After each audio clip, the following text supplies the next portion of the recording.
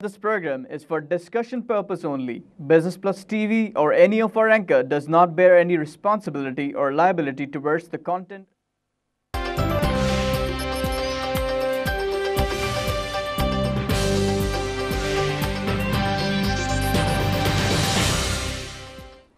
This is Business Plus broadcasting live from Karachi, Pakistan. You are watching PSX Hotline. I'm your host Tariq Khan Javed.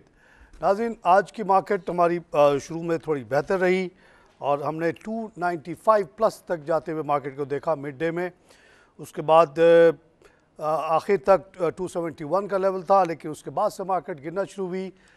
जैसे ही ये हमारे बहादुर और निडर general Rahil शरीफ की अनाउंसमेंट आई कि 11 या 12 बड़े बड़े अहदेदार फ़ौजियों को जॉब से हटा दिया गया है और उनसे करप्शन के पैसे वापस मांग लिए गए, तो ये मेरे ख्याल में तो नहायत खुश आइन ख़बर और in line with what we expect from general Rahil.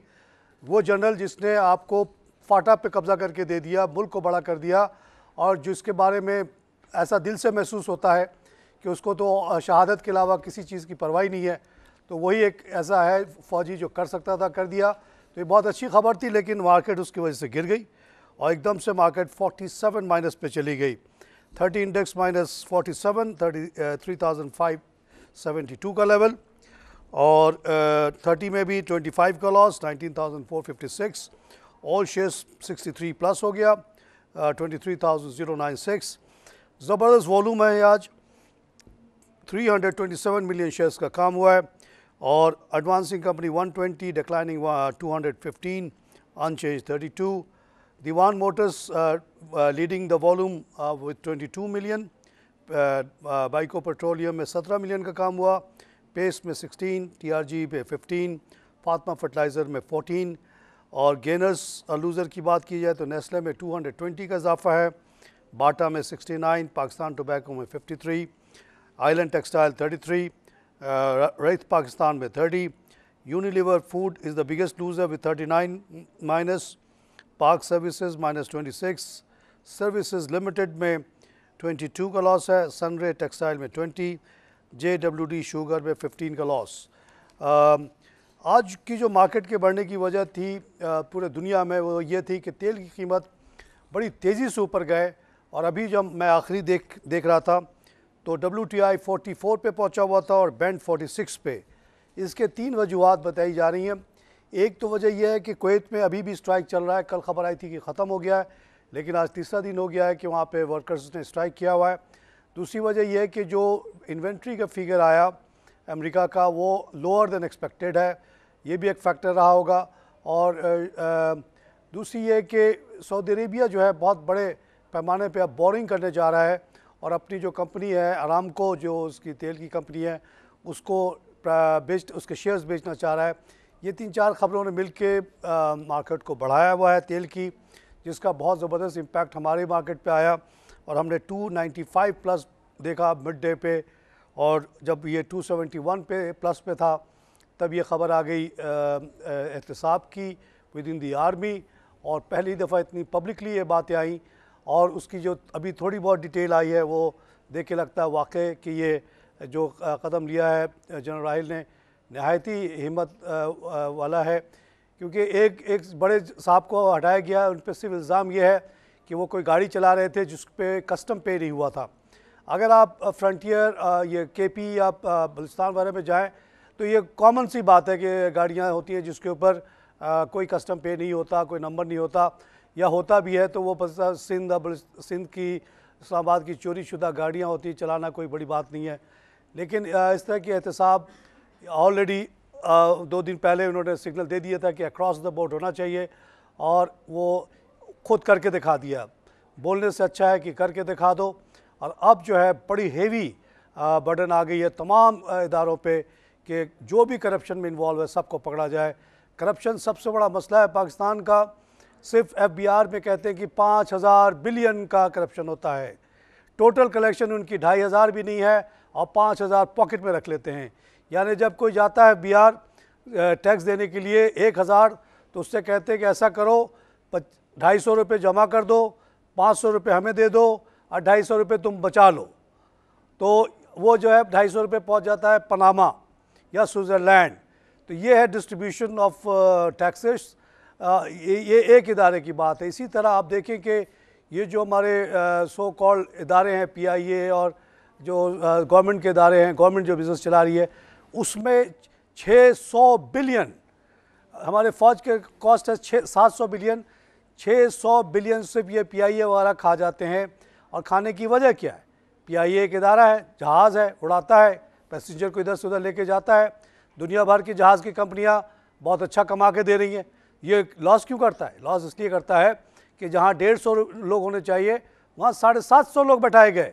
सब अपने जानने पहचाने वाले मामूम भतीजे और जियाले और शेर सबको बैठा लिया जाता है, इसलिए ये हालत है। स्टील मिल जिसकी जो प्रोडक्शन कैपेसिटी सिर्फ 1.1 है, ऐसी 50 कंपनी मैं देख चुका हूँ पूरी दुनिया में। 200 250 2000 2500 से ज़्यादा आदमी की ज़रूरत नहीं पड़ती। यहाँ 24,000 आदमी बैठाया हुआ है, वही मामू भतीजे बैठे हुए हैं। आइए एक बड़े एनालिस्ट से बात करें। हमारे साथ हैं हेलो अब्दुल समद साहब, जो कि एक बड़े एनालिस्ट माने जाते हैं। अब्दुल समद साहब, आज के मार्केट के बारे में और ऑयल के बारे में कुछ आप तबसरा करें। जी जी, ये आज हमारे यहाँ जो सुबह मार्केट ओपन हुई तो ऑयल की वजह से काफी पॉजिटिव सेंटिमेंट था, क्योंकि ऑयल कल इंटरनेशनल मार्केट में जो है वो तकरीबन 4-5% जो है उसने रैली किया था। ठीक है, और यूएस के जो कल इन्वेंट्रीज के नंबर्स आए तो वो इन्वेंट्रीज थोड़ी सी बड़ी तो हैं, लेकिन जितनी बढ़नी चाहिए थी उसके हिसाब से कम जो है वो लोगों ने उसको अब बढ़ते हुए देखा है। और जो प्रोडक्शन का नंबर आया यूएस का प्रोडक्शन, वो गिरते हुए लोगों को नजर आया और उस वजह से जो है ना ऑयल प्राइसेस ने ऊपर की तरफ रैली किया। सर, ये कुवैत में जो स्ट्राइक चल रहा है उसका कोई इम्पैक्ट है? जी, कुवैत में जो स्ट्राइक चल रहा था वो कल ही खत्म हो गया था, और कल दिन में आपने देखा होगा कि ऑयल प्राइस जो है सुबह और दिन के टाइम पे काफी नीचे की तरफ आ गई थी। मतलब 42.70 जाके 41.30 और 41.20 यहाँ तक वापस आ गई थी। लेकिन फिर ये कल रात को जो है वो पॉजिटिव सेंटिमेंट बनाया और वहां से रैली करना शुरू किया। तो मेन पॉइंट जो है वो यूएस इन्वेंट्री है इस सिलसिले में। यूएस इन्वेंट्री और बेसिकली यूएस प्रोडक्शन का जो नंबर है वो अब लोगों को डिक्लाइन होता हुआ नजर आ रहा है, और लोग आगे एक्सपेक्ट कर रहे हैं कि और स्पीड में जो है वो हम इसमें डिक्लाइन देखेंगे। अच्छा अच्छा, रिक्स वगैरह कहते हैं काफी कम हो गए हैं पहले से। रिक्स काफी कम हो गए हैं, कंटिन्यूसली डिक्लाइन आ रहा है। बल्कि आज तो वो रिपोर्ट में लिखा हुआ था कि 25 इयर्स का ये नॉन ओपेक डिक्लाइन आएगा इस ईयर। जो डिक्लाइन आएगा प्रोडक्शन में 25 इयर्स का वो हाईएस्ट होगा। अच्छा समझ साहब, एक और खबर हमने पढ़ी ब्लूमबर्ग पे, वो ये थी कि ओपेक की कोई मीटिंग होने वाली थी, वो नहीं हो रही अब। एक तो वो ओपेक नॉन ओपेक की फेल हो गई मीटिंग दोहा वाली। कोई जो रूटीन मीटिंग थी ओपेक की होने वाली, वो नहीं हो रही है। इसने भी मार्केट में थोड़ा सेंटिमेंट खराब किया है कि मतलब फ्रीज या रिडक्शन में नहीं कोई बात नहीं हो रही। देखिए, मेरा ख्याल है कि अभी इस वक्त मीटिंग्स कितनी आप 2014 के नवंबर से ये मीटिंग स्टार्ट हुई है, कोई भी मीटिंग जो है वो अभी तक सक्सेसफुल नहीं हुई। तो मेरा ख्याल है अब लोग मीटिंग्स की तरफ जो है ना वो देख रहे हैं। जो भी देख रहा है वो मेरा ख्याल है उसको देखने की जरूरत नहीं है। अब तो मेरा ख्याल है आप नेचुरल जो डिमांड सप्लाई पोजीशन की वजह से जो चीजें सेट हो रही हैं उसी की तरफ जाना चाहिए। मेरा ख्याल है मीटिंग से अब कुछ नहीं, यानी ओपेक को हम समझ लें कि खत्म हो चुका है। मतलब ओपेक अब, हाँ जी बिल्कुल, अब ये जो है ना देखे ना, ये एक डिमांड सप्लाई का रूल तो हमें है ही ना कि जिस तरह प्राइस जो है वो रिएक्ट करेगी, डिमांड सप्लाई उसी तरह जो है वो चेंज होती जाएगी। समझ साहब, ये जब मार्केट इतनी अच्छी चल रही थी 700 एंड 276 वाला प्लस पे थी, जब ये खबर आई है एहतसाब के बारे में जनरल साहब की, उसके बाद जो मार्केट गिरी है, आप समझते हैं इस न्यूज़ का रिएक्शन है या कोई और फैक्टर हो सकता है? देखिए, इसमें होता ये है कि डेफिनेटली ऐसी न्यूज़ का रिएक्शन है, लेकिन होता ये है कि उसमें जो अच्छी खासी जो मार्केट प्लस थी उसमें ऑयल सेक्टर क्योंकि ज्यादा ऊपर बढ़ा हुआ था, तो वो ऑयल सेक्टर तो आप देखें ना, पाको पीपीएल जो लॉक लगे हुए थे वो एंड में भी लॉक लगे हुए थे।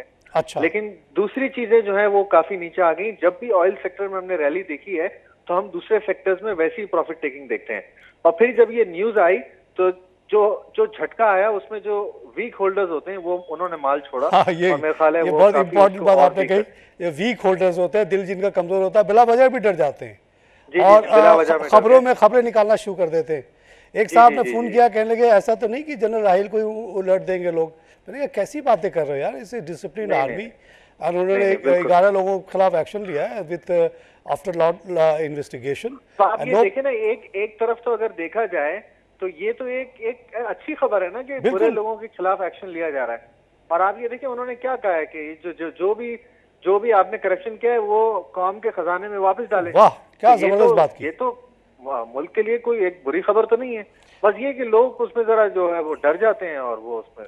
समझ साहब, एक जो थोड़ी सी खबर आई है कि एक बड़े साहब को निकाला गया सिर्फ इस बात पे कि वो गाड़ी चला रहे थे जिसपे कस्टम पेड नहीं था। तो ये कोई बहुत बड़ी बात तो नहीं है पाकिस्तानी कॉन्टेक्स्ट में। यहाँ तो ये नॉन कस्टम पेड गाड़ियाँ पूरे बलूचिस्तान में और फ्रंटियर में चलती रहती है। इसमें कोई ऐसी बड़ी बात नहीं है, लेकिन देखिए आर्मी इतनी क्लोजली मॉनिटर करी चीज़ों को, which is a very good thing and should do better. और ये एक्चुअली अगर देखें कोई शॉर्ट टर्म में कोई बुरी चीज मार्केट के लिए भी शायद कभी मार्केट एब्जॉर्ब करने में थोड़ा टाइम लग जाता है चीजों को, लेकिन लॉन्ग टर्म में तो ये चीजें अच्छी ही हैं मुल्क के लिए। अगर आप देखा जाए तो ये चीजें जिस तरह अकाउंटेबिलिटी और करप्शन कंट्रोल होगी तो वो तो सारी चीजें मेरे ख्याल में बेहतर ही हैं, तो उसको किसी भी तरीके से नेगेटिव नहीं लेना चाहिए। अच्छा समझ साहब, कल की जो मार्केट हमारी गिरी उसमें एक फैक्टर बहुत बड़ा बताया गया कि फॉरेन सेलिंग बड़ी हेवी आई थी, 9 मिलियन से ज़्यादा की। जी जी जी जी। तो ये फॉरेन सेलिंग ख़त्म होके नहीं दे रही, क्या बात है? अब ये देखें, इसमें बेसिकली अगर आप देखें कि फॉरेन सेलिंग किन किन सेक्टर्स में आई है। कल हमने देखा ज्यादा फॉरेन सेलिंग एक ओएमसीज में थी, उसमें पर्टिकुलरली थोड़ा सा वो कुछ स्क्रिप्ट हैस्कॉल और उस तरह के स्क्रिप्ट थे वो उसने बेचा।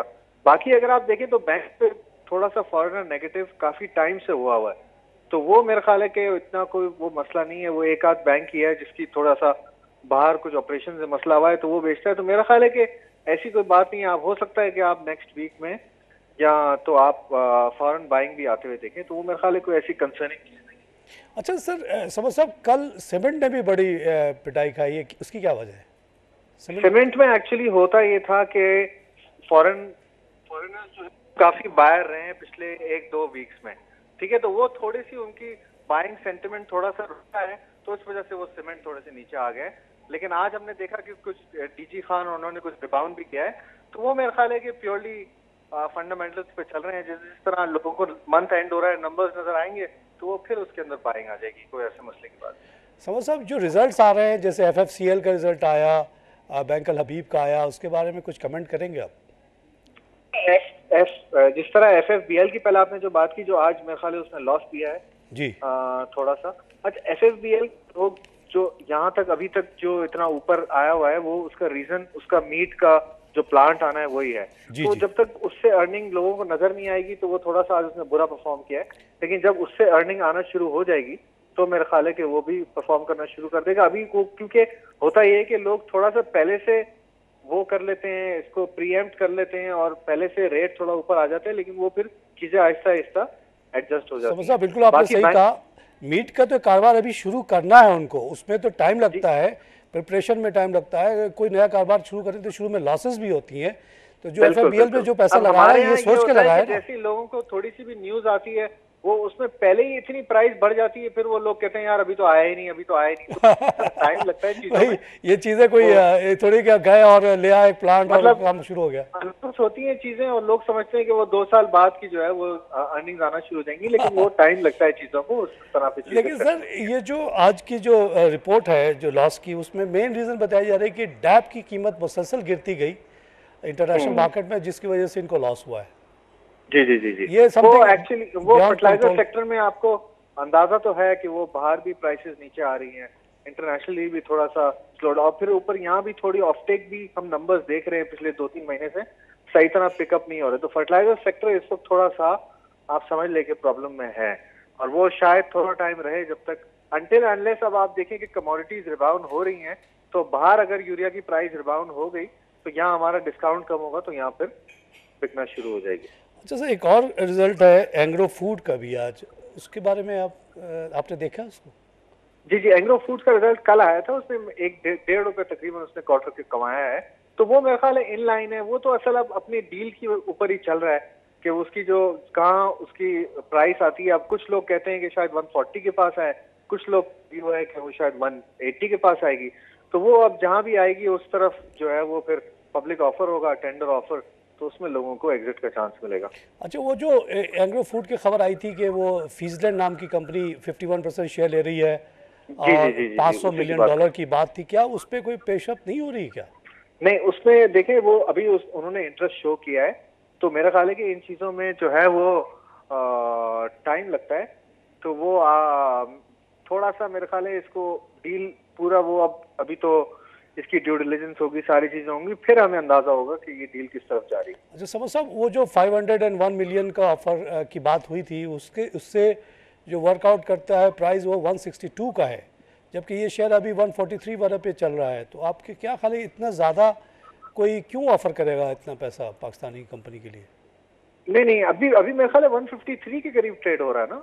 153 शायद हाँ, मेरा ख्याल 153 है, लेकिन वो 162 वाला की जिक्र है।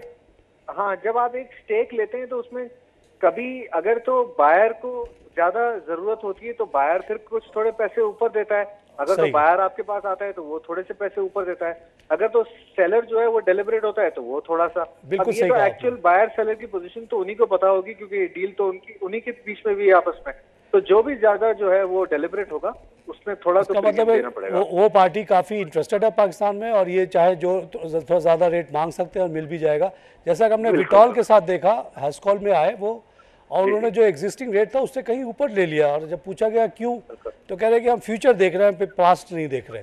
एक्चुअली हमारे कंट्री के लोग इम्पोर्टेंस को नहीं समझते कि हमारे कंट्री में जो पॉपुलेशन है इसको जो फॉरेनर्स जो है वो बहुत ही पॉजिटिव तरीके से देखते हैं, और वो कंज्यूमर की खास करके चीजों को बहुत हाई मल्टीपल्स देते हैं, और वो उसको फ्यूचर में बहुत एक जो है वो अच्छी चीज समझते हैं। खासतौर से ये जो फीजलैंड कंपनी है, मैं वहाँ रहा हूँ हॉलैंड में, उसकी टोटल मुल्क की आबादी 14 मिलियन है, और वो जब सुनते हैं कि 200 मिलियन की आबादी, तो उनको तो अजीब सा लगता होगा यार, इतनी बड़ी मार्केट। देखें ना आप उसको, वो किस तरह वो उसको देखेंगे कि यार ये तो हमें कितनी बड़ी मार्केट जो है वो यहाँ कहाँ 14 कहाँ 200, और वहाँ भी इतनी गरीबों की आबादी है कि अभी उनको तो पास पैसा आना है, जब पैसा आएगा तो वो दूध और मक्खन और चीज़ और खाएंगे, तो उनको तो फ्यूचर मार्केट बहुत बड़ी है, फ्यूचर बहुत अच्छा उनको नज़र आता है, तो थोड़ा ज़्यादा दे देना उनके लिए कोई बड़ी बात नहीं है। समझ साहब, ये तो हमने देखा कि पॉलिटिकल इवेंट्स, कल भी बड़ा औरंगी टाउन वाला मामला ख़राब हो गया, जिसकी वजह से भी थोड़ी मार्केट में वो आई थी नेगेटिव सेंटिमेंट, और आज का तो ये अच्छी खबर जिसने नेगेटिविटी लिया है। अब आगे क्या देख रहे हैं मार्केट को, जैसे आज इतनी 295 तक जाके हम नीचे आ गए, कल आप समझते हैं कि ये खबरें जब एब्जॉर्ब हो जाएंगी तो लोग कल फिर खरीदेंगे और आगे जाएगी मार्केट? देखें, अब मेरा ख्याल है कि 34,000 का लेवल जो है ना, ये अब हमने देख लिया, ये काफी जो है ना ये हैवी पड़ रहा है मार्केट के लिए। अब इसका तरीका यही था कि ये ऑयल ही किसी दिन जो है ना ये बहुत ज्यादा बढ़ जाए, और ये इस मार्केट को, ये मार्केट जो है वो इस ऑयल की वजह से कवर कर ले, जो कि आज होता हुआ नजर आ रहा था। 34,900 के ऊपर मार्केट काफी देर तक ट्रेड किया है। अब अगर ये 34,930, 940 यहाँ कहीं बंद हो जाती तो कल खुलते ही वो उस लेवल को आराम से क्रॉस कर लेती, लेकिन अब फिर नीचे आ गए। तो मेरा ख्याल है कि कल तो नहीं, कल तो मेरा ख्याल है फ्राइडे है, लेकिन नेक्स्ट वीक में हम फिर, क्योंकि ऑयल का अगर पॉजिटिव सेंटिमेंट रहता है तो हम उसको मार्केट को फिर क्रॉस करते हुए देखेंगे, इस लेवल को यहाँ टेस्ट करते हुए देखेंगे। अल्लाह आपकी ज़बान को मुबारक करे समझ साहब, इंशाल्लाह अगले हफ्ते 34 देखेंगे, हम जलेबी खाएंगे। बिजनेस प्लस पे हम हर 1000 पे सेलिब्रेट करते हैं। वैसे 34 की मिठाई और खा चुके हम, लेकिन एक दफ़ा फिर खा लेंगे इंशाल्लाह। बहुत शुक्रिया आपके कंट्रीब्यूशन का सर। नाज़रीन, इसी के साथ लूँगा मैं एक छोटी सी ब्रेक।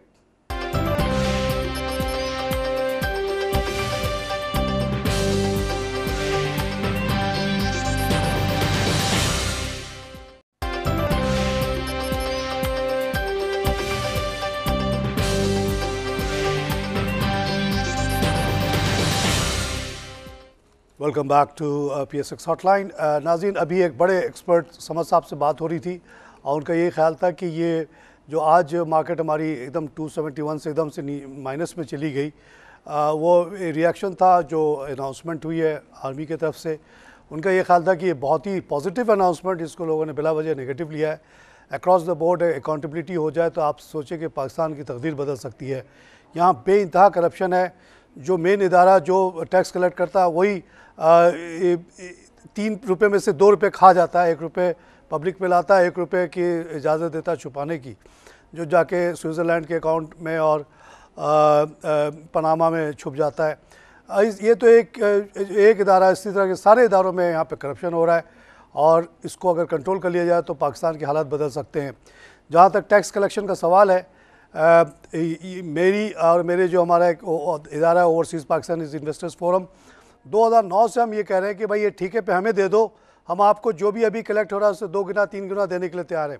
उसकी वजह क्या है, उसकी बेसिस क्या है? वो यही है कि हमें पता है कि यहाँ पे अगर अभी 2.5 कलेक्ट हो रहा है तो एक्चुअली इसकी पोटेंशियल 10 की है। 10 बड़े आसानी से 10 ट्रिलियन जमा हो सकता है इस मुल्क में, जिसमें से अभी 5 ट्रिलियन तो बिहार में ही ख़त्म हो रहा है और बाकी 2.5 बिलियन जो छोड़ा जा रहा है वो सबको अगर कर लें तो इस तरह से कोई भी ग्रुप को अगर आप अभी FBR टैक्स कलेक्शन का ठेका दे दें तो आपको 5 ट्रिलियन तो बड़े आसान से दे देगा।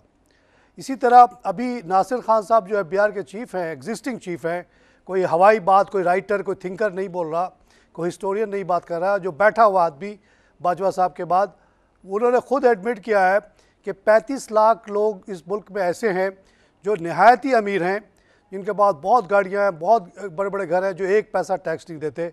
ये नादरा डाटा के बेसिस पे बात है, कोई हवाई बात नहीं है, कोई अफसाना नहीं है, कोई किताब में नहीं लिखा हुआ, कोई हिस्ट्री में नहीं लिखा हुआ, कोई आर्टिकल में नहीं लिखा हुआ, कोई तारिक खान बैठ के बकवास नहीं कर रहा। ये नादरा का डाटा है जो आप लोगों को भी नज़र आता होगा रोडों पे। ये जो आप बड़ी बड़ी शानदार गाड़ियाँ देखते हैं, घर से भी बड़ी बड़ी जहाज़ की तरह, वो उनके बैठने वाले कोई टैक्स नहीं देता, इसीलिए वो अमीर है।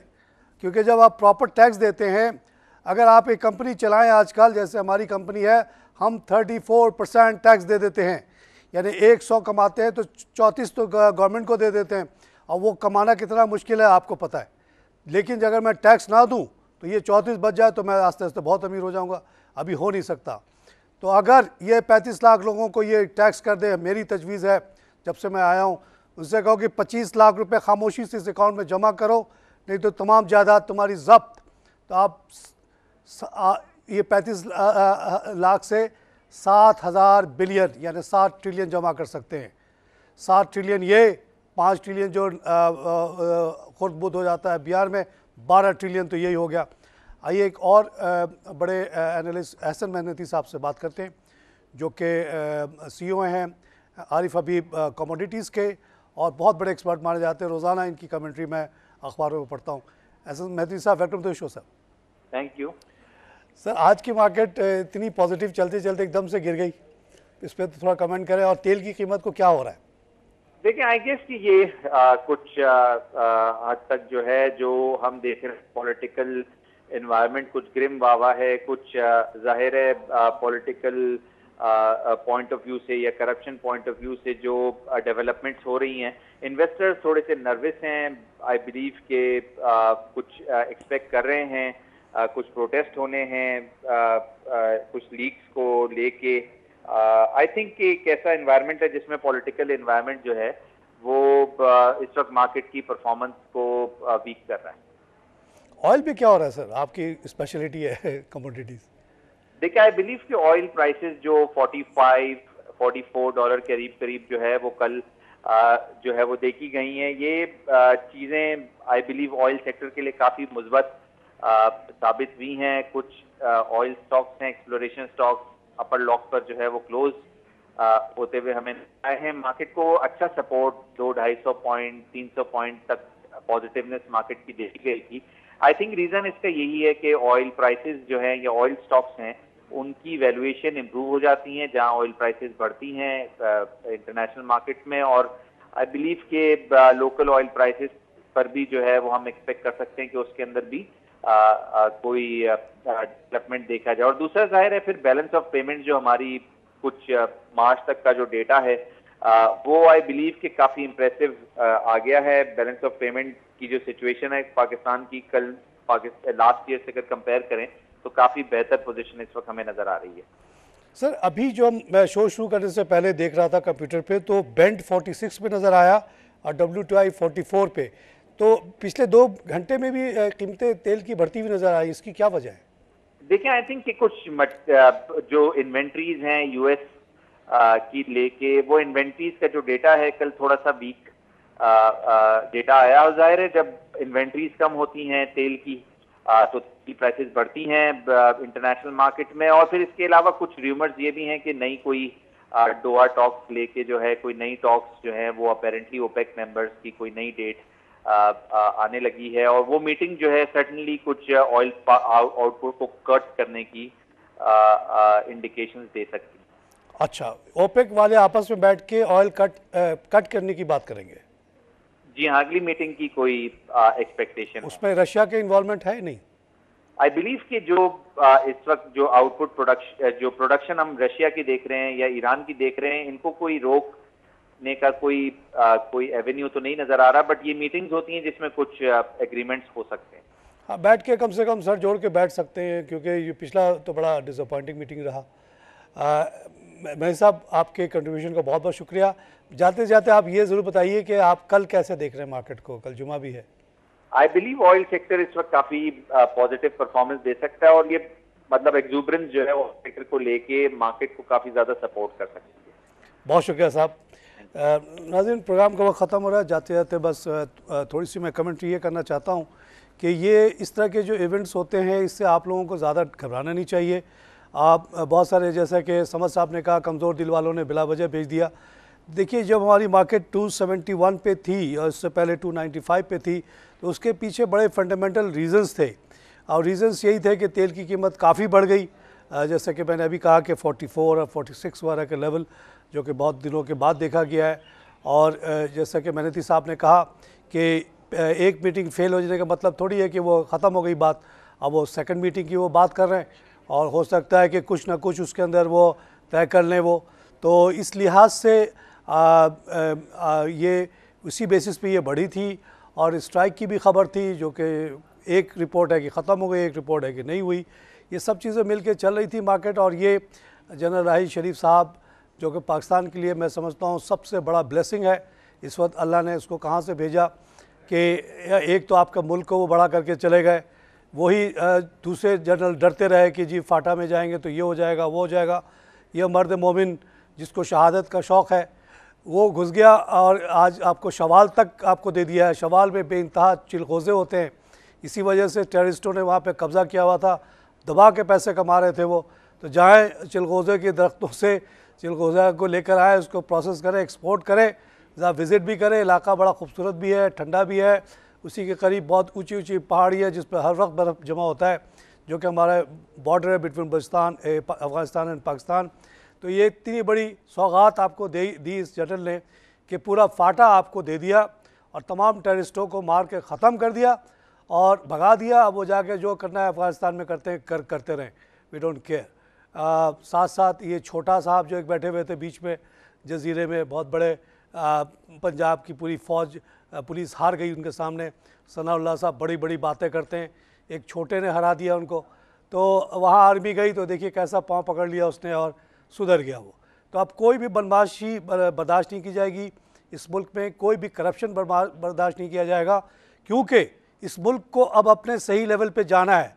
पाकिस्तान को दुनिया का 6वां 7वां बड़ा मुल्क बनना है माशी तौर पे। ऑलरेडी फ़ौजी लिहाज से, न्यूक्लियर लिहाज से हम लोग हैं। हमारी आर्मी जैसी कोई आर्मी इस वक्त दुनिया में नहीं है लड़ने वाली डिसिप्लिन। अब आप देख लीजिए कि डिसिप्लिन का लेवल कि लेफ्टिनेंट जनरल को भी राहिल शरीफ ने हटा दिया, कोई खलबली नहीं आई, कोई रिवॉल्ट नहीं हुआ, कोई परेशानी उनको नहीं है। ये जनरल वो है जो परवाही नहीं करता, उसको मार डालो या उसको हटा दो, he doesn't care, he doesn't want to continue even after November. आपने उनको ऑफ़र भी कर दी, लोगों ने कहा वो नहीं चाहता। वो तो अजीज़ भट्टी और उनके और भाई और जो जितने रिश्तेदारों की तरह अपना नाम छोड़ के जाना चाहता है। जनरल कर्नल कितने आए, कितने प्रेसिडेंट, कितने प्राइम मिनिस्टर आए गए, हु केयर्स। ये 3 साल की ड्यूरेशन होती है ज़िंदगी में, कुछ नहीं। जो नाम आप छोड़ के चले जाते हैं, अभी जनरल राहिल शरीफ का नाम अगले 1000 साल तक दुनिया लेगी और पाकिस्तान की तारीख़ में लिखा जाएगा, दुनिया की तारीख़ में लिखा जाएगा। दैट इज़ सरवर शहीद का भाई है। डॉक्टर साहब बता रहे हैं कैसे कैसे शहीद इनके घर में तो सिर्फ जो है मेरे ख्याल में इनकी माँ या भाई या जो भी इज़्ज़त इनको यही करेगा कि सही काम करे, कोई इसके ऊपर आँच ना आए। आज तक नहीं आया, ना आएगा इंशाअल्लाह। ये नवंबर में चले भी जाएंगे, इनको कोई मतलब नहीं है इक़्तिदार वगैरह से। अल्लाह दुनिया इनको दुआ देती रहेगी। मैं मरते दम तक इस आदमी के लिए दुआ करूँगा। इसी के साथ प्रोग्राम ख़त्म हुआ। खुदा हाफ़िज़।